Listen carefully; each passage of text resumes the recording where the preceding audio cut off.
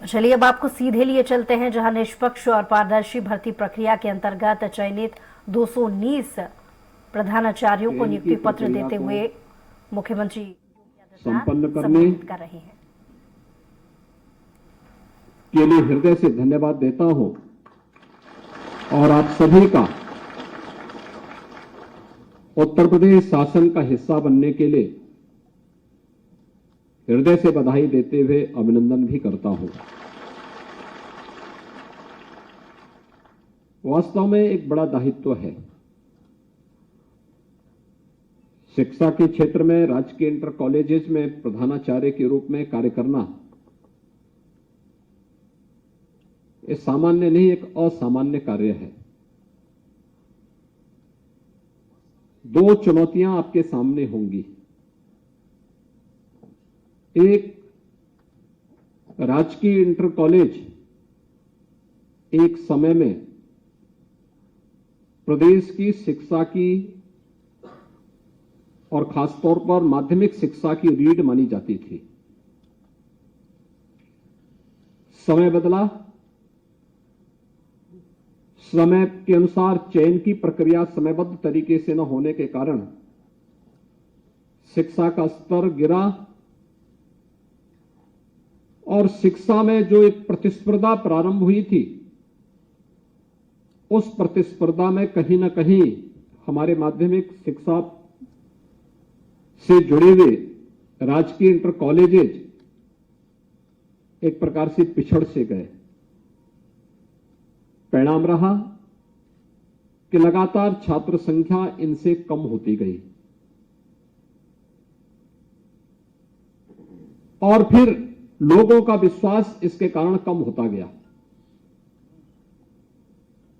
एक और उस विश्वास को बहाल करना और दूसरा, उत्तर प्रदेश फिर से शिक्षा का एक हब बन सके। भारत की आध्यात्मिक और सांस्कृतिक विरासत का प्रतिनिधित्व उत्तर प्रदेश करता है और याद रखना, इसकी प्रारंभिक नींव हमारे शिक्षा के केंद्र हैं। राष्ट्रीय शिक्षा नीति को प्रभावी ढंग से लागू करते हुए इस जनविश्वास के प्रतीक के रूप में अपने कॉलेज को और अपने आप को स्थापित करना, ये दो प्रकार की चुनौतियों से आपको जूझते हुए कार्य करना है। लंबे समय से मांग हो रही थी इंटर कॉलेजेस के प्रधानाचार्य की नियुक्ति की प्रक्रिया को भी समयबद्ध ढंग से आगे बढ़ाया जाए। ऐसा नहीं कि कहीं बाधित भी रहा हो। पिछले 6 वर्ष के अंदर लगभग 6 लाख सरकारी नियुक्तियां हम लोगों ने प्रदेश से दी हैं, जिसमें से 1,64,000 तो केवल शिक्षकों की है। बेसिक और माध्यमिक शिक्षा में शिक्षकों की 1,64,000 से अधिक भर्तियां हुई हैं। एक बड़ी संख्या है और यह भी व्यवस्था दी गई कि हमारे शिक्षा के केंद्र, हमारे शिक्षण संस्थान शिक्षक विहीन न हो। अगर कोई शिक्षक रिटायर हो गया है तो रिटायरमेंट के बाद उनको एक निश्चित मानदेय पर, एक फिक्स मानदेय पर तब तक उनकी सेवाएं ली जाएं जब तक कि नए शिक्षक की तैनाती न हो जाए। और यह प्रक्रिया भी हम लोगों ने 2017-18 से लगातार प्रदेश में माध्यमिक शिक्षा से जुड़े हुए सभी संस्थाओं में इसको प्रभावी ढंग से लागू किया। जो एक छवि खराब हुई थी, उस छवि से उभारने का एक प्रयास भी हुआ। एक समय ऐसा भी आया था जब ऐसे लगता था कि माध्यमिक शिक्षा परिषद से जुड़े हुए हमारे कॉलेजेस ये सभी नकल के अड्डे से बन गए थे। ठेके में नकल होती थी। बहुत सारे जनपद तो इसके बदनाम के केंद्र हो गए थे। लेकिन आज हम कह सकते हैं कि इसमें जो पिछले 6 वर्ष के अंदर सुधार हुआ, उसमें से गत वर्ष माध्यमिक शिक्षा परिषद के द्वारा संपन्न हुई हाई स्कूल और इंटरमीडिएट बोर्ड की परीक्षा एक नजीर भी बनी। आपने देखा होगा, एक समय ऐसा भी होता था जिसमें साल भर केवल परीक्षा, परिणाम और प्रवेश, इन तीनों में 3/4 समय खर्च हो जाता था। यानी 3 महीने तक परीक्षा, अगले 3 महीने परिणाम आने में और अगले 3 महीने प्रवेश होने में लग जाते थे। और बाकी जो 3 महीने बचते थे, इसमें पर्व और त्योहार भी होने हैं, छुट्टी भी होनी है।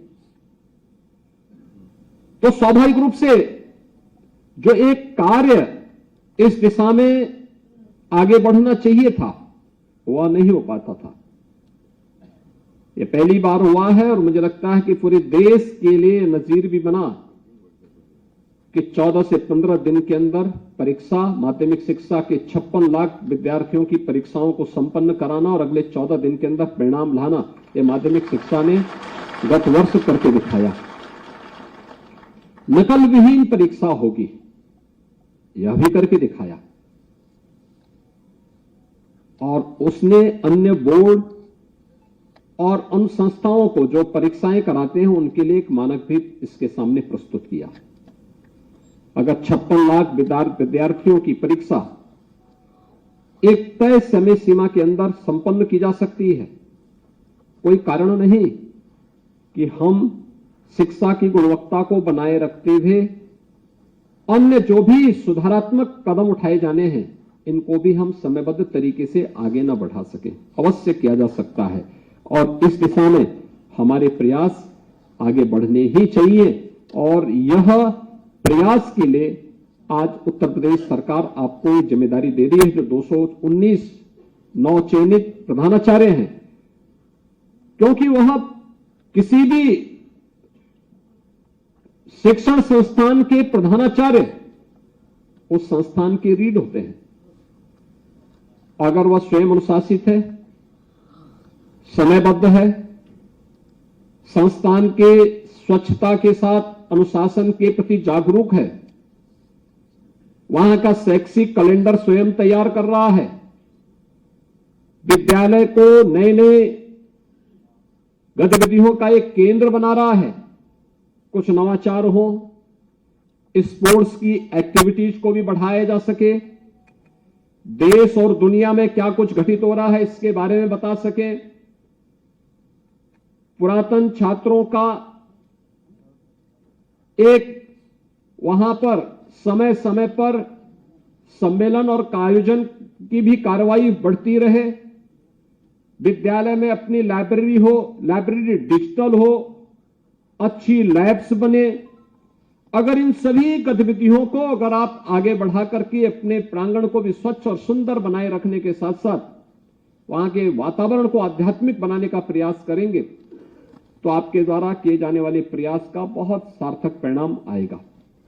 और वह प्रयास एक नए सिरे से आगे बढ़ाने की आवश्यकता है। लगे लोगों को, कोई भी आए, ऐसा नहीं कि न हुआ हो। बहुत सारे लोग अपने अच्छे और सकारात्मक कदमों से, उनके द्वारा उठाए गए समय समय पर जो सकारात्मक पहल और कदम थे, उसने वहां पे बहुत अच्छे परिणाम भी दिए हैं, बहुत अच्छे परिणाम उसके सामने आए हैं। और उन परिणामों से प्रदेश उससे लाभान्वित हो रहा है, हमारी युवा पीढ़ी उससे लाभान्वित हो रही है।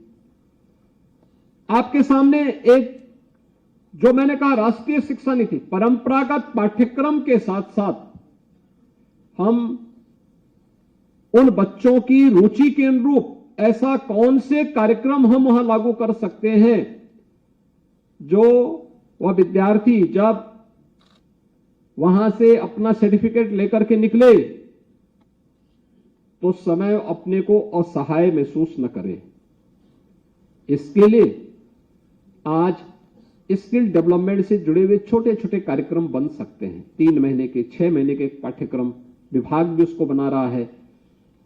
बहुत सारी चीजें ऐसी हो सकती हैं जिसको हम उसके साथ साथ उनका, अगर वह बच्चा हाई स्कूल में पढ़ रहा है, उसके लिए चयन करना। इसमें 2 प्रकार के कार्यक्रम हो सकते हैं। एक, उस जनपद, उस क्षेत्र की रुचि और आवश्यकता के अनुरूप।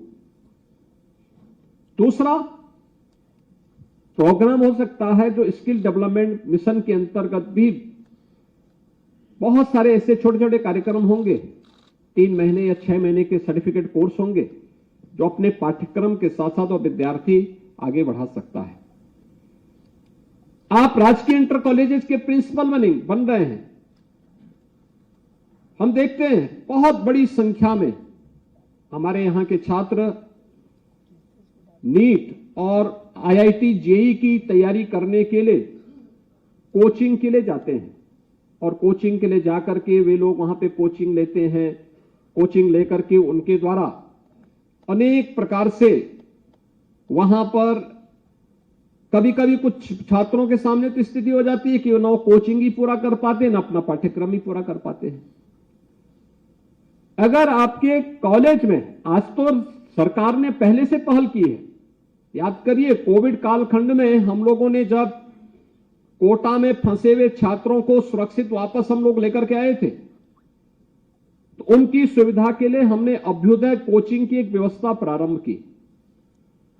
आप भी अपने आप प्रयास कर सकते हैं कि अगर 8 बजे से लेकर 2 बजे तक आपका कॉलेज चल रहा है, 1 घंटे के लिए फिजिक्स, केमिस्ट्री, मैथ्स, इंग्लिश या फिर बायोलॉजी से जुड़े हुए जो शिक्षक होंगे, उनको कह करके कि भाई 1 घंटे का समय वह अतिरिक्त उन बच्चों के लिए दे दें।